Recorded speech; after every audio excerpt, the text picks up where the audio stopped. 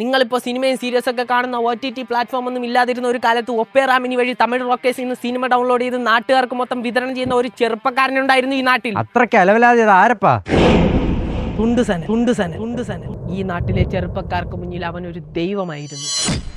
മജു ഇതിൽ 2 പാട്ട് എഴുതണം.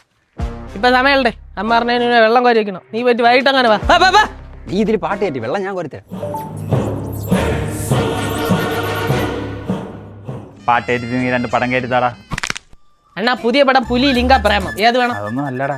പിന്നെ മറ്റേ ഇംഗ്ലീഷ് പടം ഉണ്ടല്ലോ. ഏത് ജുറാസിക് പാർക്കാ? അല്ലടാ, ഒരു മുട്ട അടിച്ച അണ്ണന്റെ പടം ഉണ്ടല്ലോ.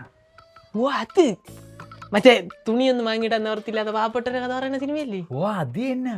അണ്ണാ തുണ്ട് കേട്ടണമെങ്കിൽ അത് പറഞ്ഞാൽ ചുമ്മാ കിടന്ന് അഭിനയിക്കണം എന്തിനാണ്? പോയിട്ട് വൈകിട്ട് അങ്ങനെ വരി. എനിക്ക് പുല്ല് പറിക്കാൻ പോകണം.